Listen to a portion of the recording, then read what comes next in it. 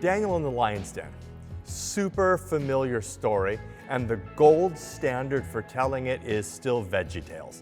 So if you haven't seen the VeggieTales Daniel in the Lion's Den, it's still available on YouTube. You need to go and watch that. In fact, you can go now if you want to. But for those of you that stayed, so Daniel is a young guy from Judah. And we've moved on in the larger story. We've talked about the divided kingdoms, Israel in the north, which we've talked about the last couple of weeks with Elijah and Elisha. And Judah, the southern kingdom, eventually gets carted away to Babylon, to the Babylonian captivity. And that's where Daniel kind of comes into play.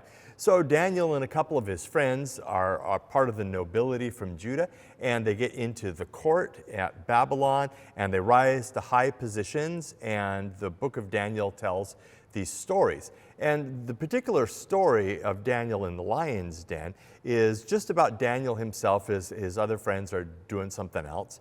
And King Darius decides that he needs to set up some administrators over all of the lands that he rules. So he picks 120 people to be governors. They're called satraps, but they're governors. And then over these governors, he picks 3 people who will oversee them, just to make sure that they're doing their job and that the kingdom is being administrated efficiently. Well, among these 3 people, Daniel distinguishes himself so much by the way that he works and the person that he is, that King Darius decides that he's going to put him over the entire land, that he'll be second only to the king. So this is great news for Daniel, but it creates a lot of jealousy among the other 2 administrators and the 120 governors or satraps. So they decide that they need to get Daniel out of the way. And so they get together and they try and think of ways that they could ensure Daniel's downfall. But the problem is they couldn't come up with anything. They basically said, Daniel is a person of integrity, he's a person of faithfulness, he's not corrupt, he's not negligent, he's pretty much the ideal governor. We're never going to be able to come up with something that will stick against him. So are there any other options? And somebody pipes up and says, the only way that we can ensure his downfall is if it has something to do with his God. Because everybody knows that Daniel is very dedicated to his God. So they go to the king and they're like, hey, king, we represent a lot of people, which is always a red flag because it means that people are lying when they tell you that. And we all think it's a really, really good idea if you pass a law. And the law should say that for the next 30 days, that no one is allowed to worship anyone. No other God, no other person. Everybody for the next 30 days has to focus solely on worshiping you. And King Darius thinks that this sounds like a great idea, because why not have everyone worship you? And I'm sure they couched it like, you're the king, you're the only one who's worthy of worship, and you need to make sure that everybody is focused on you, and we think 30 days ought to do it. And so Darius says, okay, I think that's a great idea. And his advisors go, remember that according to the laws of the kingdom, once you do this, it can't be repealed. And so he's like, okay, but this sounds good. And so then they go out and they let everybody know about this law, that if you worship anybody except for King Darius in the next 30 days, that you're going to be thrown into the lion's den. And the Persians were incredibly creative when it comes to death. Google it, you'd be amazed. And so Daniel hears this, and what does he do? Because he still is faithful to his God, and now he's in a crisis mode.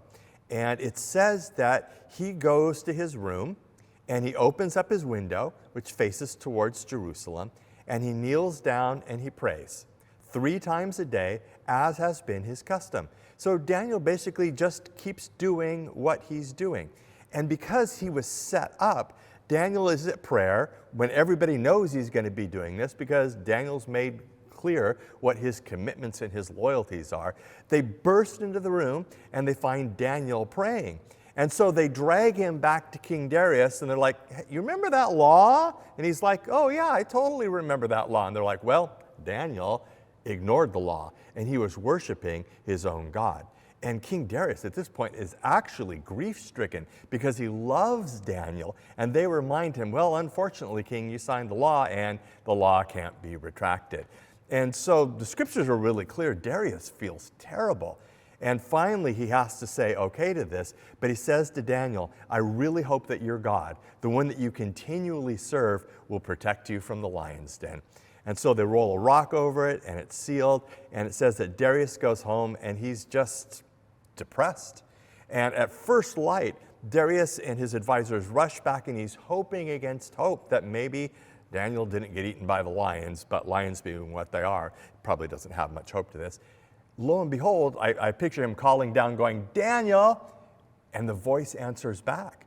And so they haul him up out of there, and King Darius is like, how did you not get eaten? And Daniel says, my God sent an angel, and he closed the mouths of the lions, and he protected me.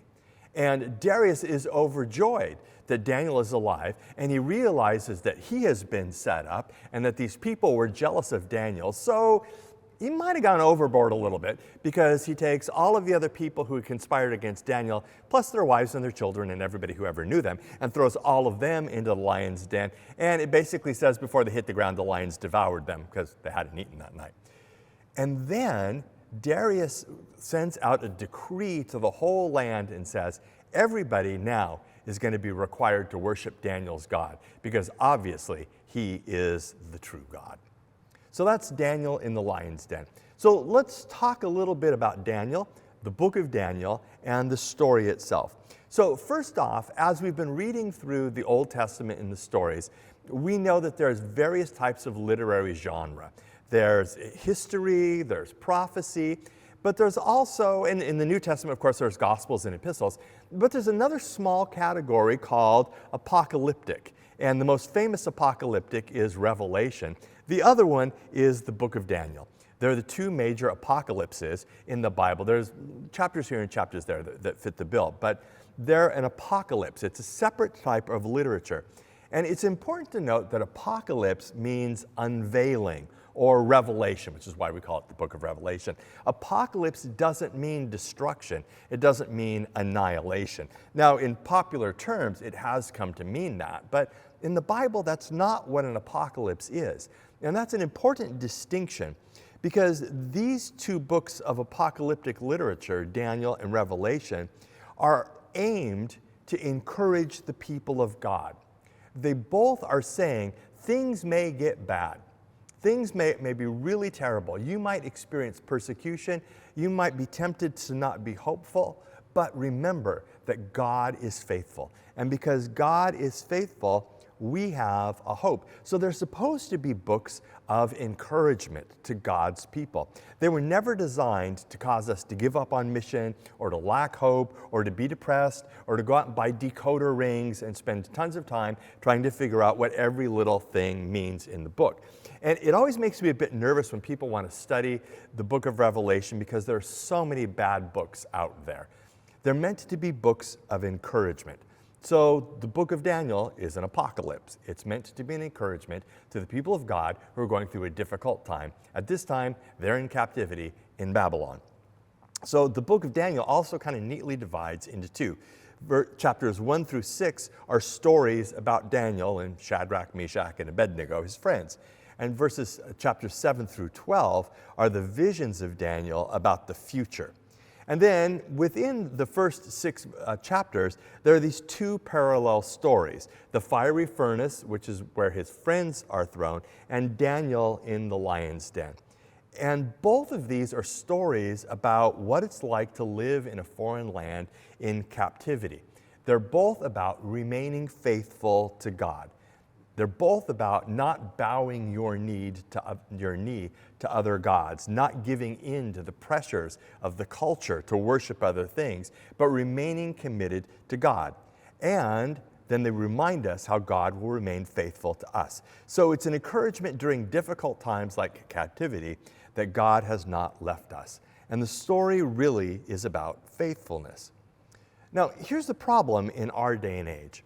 It might be harder to tell whether you're bowing your knee to the empire or foreign gods. Now, if we were to set up a tall statue in downtown Gig Harbor, and if the law was that at 3 times a day, everyone was supposed to turn towards downtown Gig Harbor and kneel and pray towards this statue, most of us would say no. But the gods of our culture are a little bit more subtle than that sometimes. We see the gods of the culture set up in the public square of social media instead. So it's not always easy to identify whether we've given ourselves over to worshiping the gods of the culture. Although, talk to any flight attendant who works the Vegas leg of a trip, and I guess it's not that hard to identify the people that have given themselves over to the gods of the culture. We've talked about some of these gods. There's the god of youth, the god of money, the god of pleasure. I've mentioned all of those. But there are also other gods. I think of retirement and how you do it. I think that can be one of our culture's idols. To live for your retirement and miss living along the way, to miss the blessing of being generous, to miss the opportunity to share and make a difference, to think that you can guarantee the success of your golden years with the balance of your bank account, that can be an idol. When you take your financial advisor's advice before Jesus' advice, you might be worshiping at the wrong altar. The belief that more will make you happy, that's an altar a lot of people worship at. To think of how things will affect you and not anyone else, that's another idol. And Daniel refuses to bow down to any of these idols. The particular idol of the day was to bow down and worship the king, the head of the government, and Daniel won't do that. Now, worshiping the king, worshiping the head of the government, there's so many applications to our day, particularly during the election season. One of the most powerful sentiments I ever heard addressing this, though, came from Gary Walter, who used to be the president of the Covenant Church. And he said, we don't follow a donkey, we don't follow an elephant, we follow a lamb. Now, I'll say it again. I really don't care what your political beliefs are. I care that you arrive at them with biblical input and through prayer.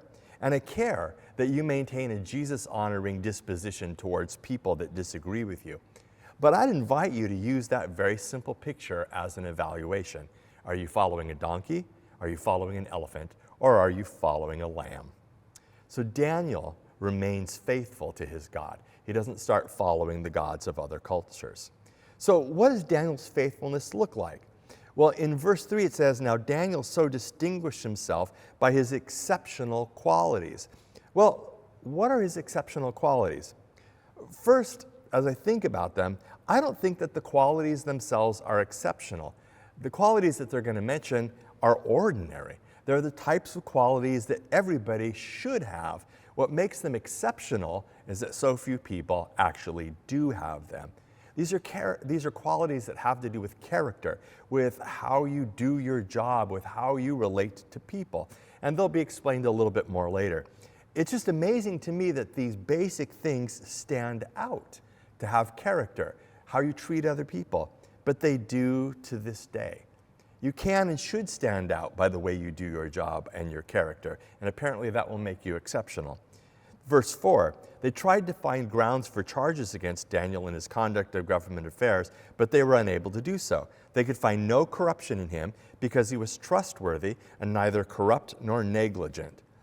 Daniel's integrity was unimpeachable, and corruption is mentioned twice. There isn't anything corrupt or negligent about him. Corruption is basically dishonesty, especially for personal or monetary gain. Negligence is when there was something you were supposed to do and you didn't do it, and it caused harm. And Daniel isn't corrupt and he's not negligent because he's trustworthy. And that's stunning. The exceptional quality of being trustworthy. You would just think that people would be. The most interesting thing to me as I think about trustworthiness, though, is that mostly trustworthiness comes out in the little things. That's where it's really proved, and it did with Daniel too. These are character traits that show up in relationships, and in this case, at work. So, are you trustworthy at work? Are you trustworthy in your relationships? Does the way that you live your life cause people to believe that you're a person of integrity, unimpeachable integrity? Finally, verse 5, these men said, "We will never find any basis for charges against this man Daniel unless it has something to do with the law of his God." So what did they finally land on? He was from a different faith. He wasn't like them. Here was something that they could exploit, that they could use. They knew about his faith. Daniel had let everybody know about it, and they knew that that was the only thing that they could exploit because they knew that he wouldn't worship somebody who wasn't God. In this case, appearances matter. Daniel had given the appearances that were in harmony with what he believed. I remember years ago, a friend of mine who worked for the Covenant was coming to visit the church. And you fly out and you got to rent a car. And so he rented a car and showed up in a Chevy something or other. I have no idea. And so I went out to say hi, and we were just laughing and joking. And he said, they tried to upgrade me to a Lincoln. And I'm like, why don't you take the Lincoln? He's like, are you kidding? Can you imagine if I pulled up to your church driving a Lincoln? Everybody would look at that and go, why are we giving so much money to them when they're all driving around in Lincolns? He's like, it wouldn't have cost any more, but the appearance would have been bad. And that guy really got it. And I wish more of us would understand that appearances can create problems for us. You might be doing a great job, but if it looks like you're always on a break, if it looks like you don't have anything else to do, if all you talk about is your fantasy football league, even if you're doing really well, the appearances matter. If you're a team leader or you're a boss, what you do and how you do it matters far more than what you say, because appearances matter. It's one of the reasons why I don't have a personal parking spot.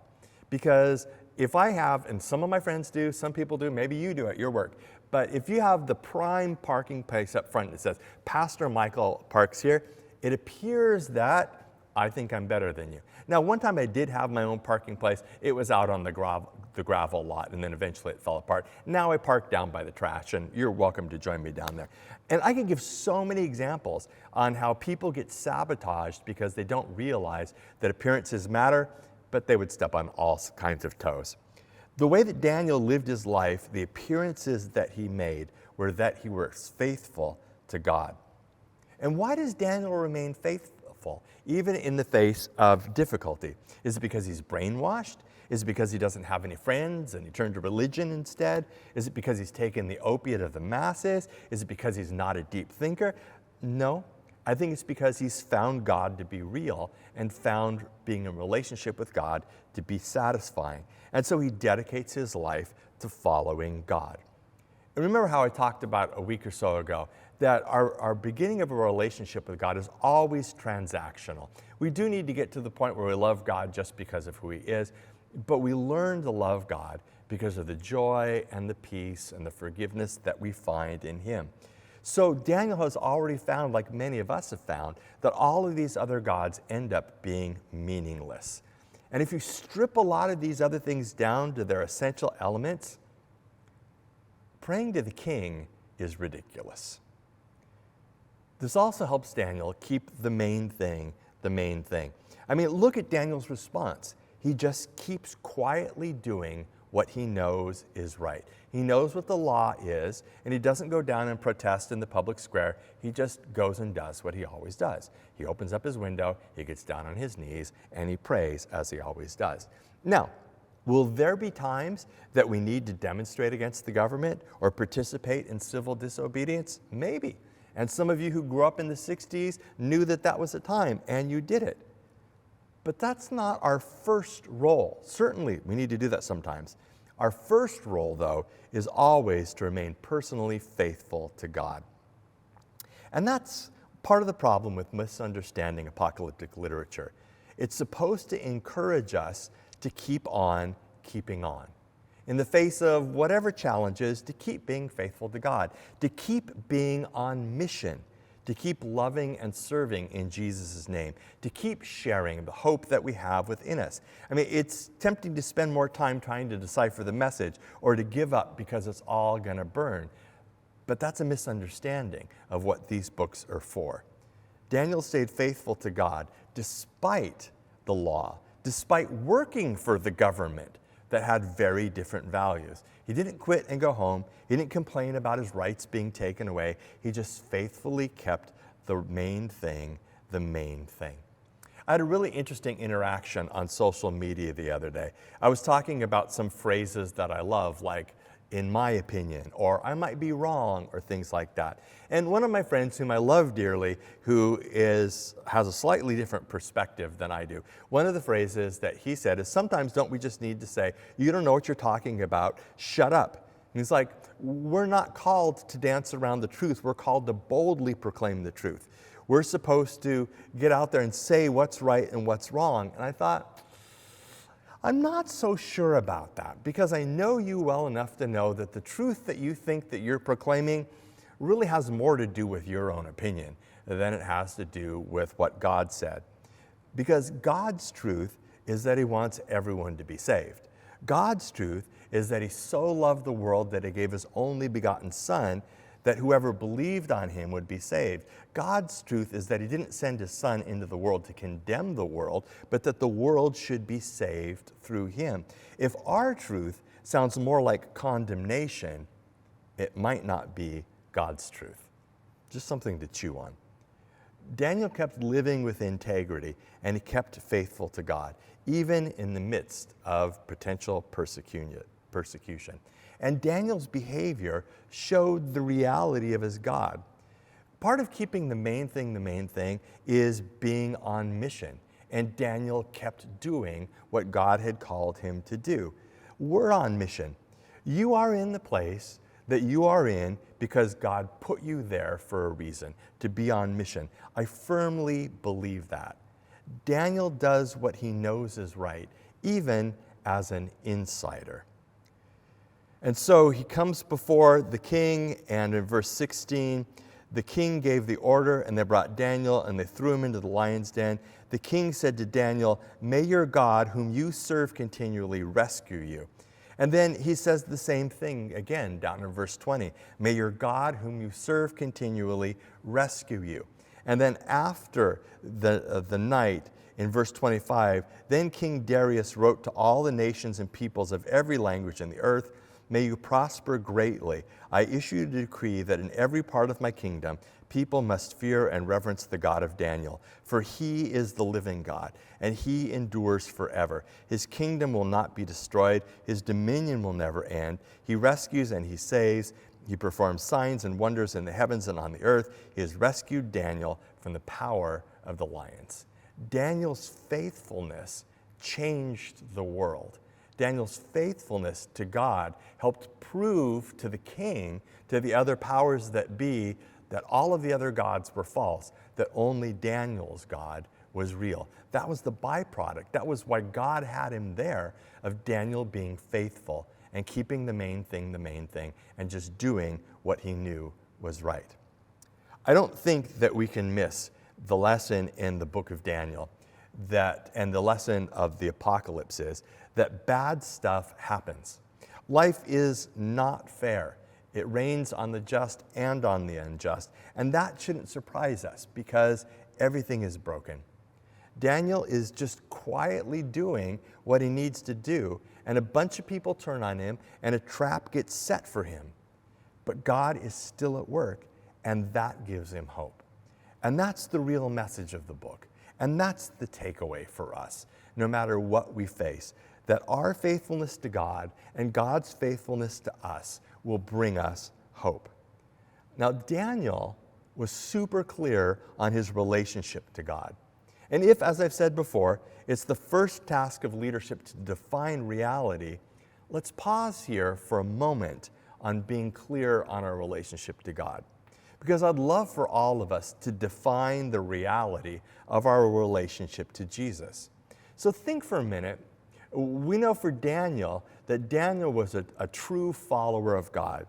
Where would you place yourself on the continuum between non-belief and total discipleship? And be honest, I'm not going to ask you to tell anybody else. And once you place yourself on that continuum where you think that you need to be, what sign would you point to demonstrate that reality? I mean, maybe you'll say, my faith is super important to me. Well, that's great. But tell me 3 ways someone on the outside looking in could discern that. Because Daniel had a place on the continuum, and everybody knew where he was because his life was in harmony with what his principles were. Everybody saw that he was a person of integrity. Everybody could believe in his God because they saw the reality of it. So where would you be on the spectrum of the continuum from non-believer to a totally devoted discipleship of Jesus? And what are ways that people could discern that? And when you name that spot, is that where you want to be? I think that reality will help change everything for us. So these are stories of origin. What do we learn about us? What do we learn about God from this story? We learn that God is faithful. We learn that we have hope no matter how difficult things get. We learn that character matters. And we know that sometimes bad things happen, but God never abandons us, even in the lion's den. So let me ask you 3 questions. What would the people you work with say about your character? Number 2, how does knowing that we have hope in God change your outlook on life? And number 3, what is one thing you can do to grow in integrity this week?